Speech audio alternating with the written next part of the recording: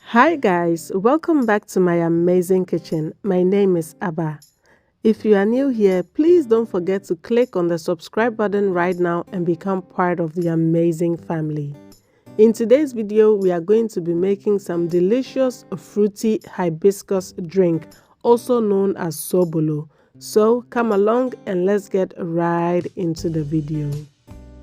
So to make this drink, you need some dried hibiscus leaves, and I'm using these broken ones because they give me the depth of color that I'm going for.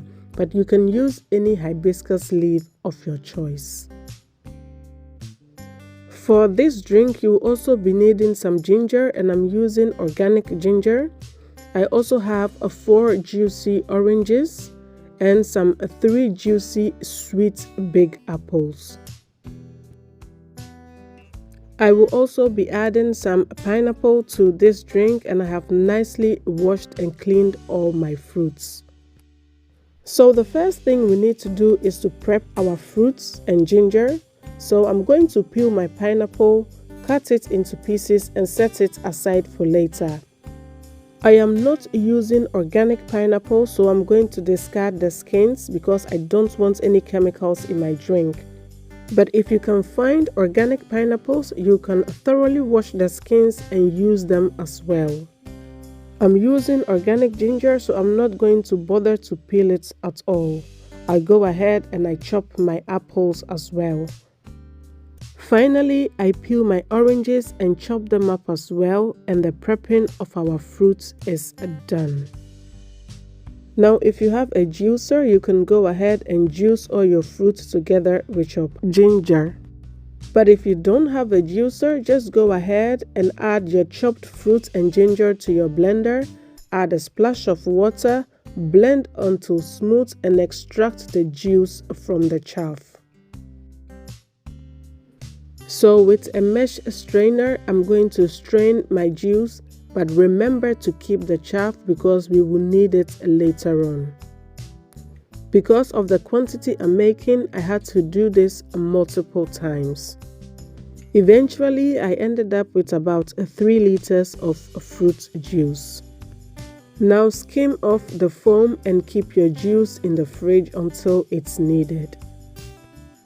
So I have washed my hibiscus leaves because sometimes it has dirt on it, and I have added that to my pot.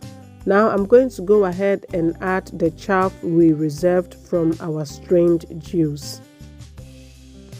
Next, I'm going to go in with the cores of our pineapple, and I'm adding some extra pineapple cores I had in my freezer.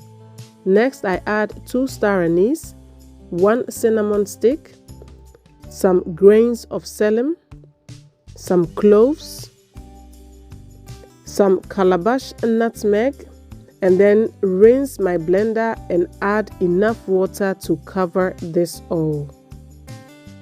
The pot I'm using in this video will make me about 6 liters of this hibiscus drink. Now go ahead and stir to release the color and transfer this onto your cooking hob. Now allow this to come to a boil and then reduce the heat and allow to simmer for about 10 to 15 minutes until the color is deep and rich like this. So after 10 to 15 minutes, you are going to turn off your heat, allow your drink to cool down and then strain it. Normally, I would make this in the night and allow it to sit overnight so that it will be cooled completely the next morning. But I didn't have the time when making this video, so I just went ahead and strained it right away. You will have to strain multiple times to get out all the chaff and the pulp from your drink. So I sieved it first with a colander, and now I'm doing it with a fine mesh strainer for about 3 to 4 times. If you have a cheesecloth, you can use that as well. So at this point, you are left with some clean and clear juice. So we are going to go ahead and pour in our fruit juice.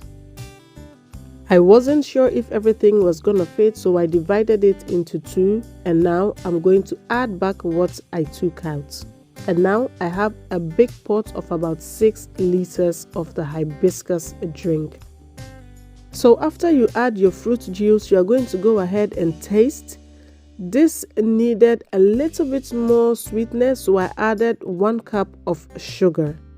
But you can also use honey, date syrup, or any sweetener of your choice. And that's it. Our hibiscus drink is ready to be consumed. You can drink this warm or cold. You can pour yourself a glass to enjoy or bottle them anyhow you want. I had these lovely pouches, and so I went ahead and filled them. There are many ways I make sobolo, but I love making it this way because you can actually taste back the fruits in it. So when you decide to give this sobolo a try, remember that cooking should always be fun and exciting. So make this sobolo with love and see it radiate through the hearts of your family. Thank you so much for watching, guys, and see you in my next video. Bye!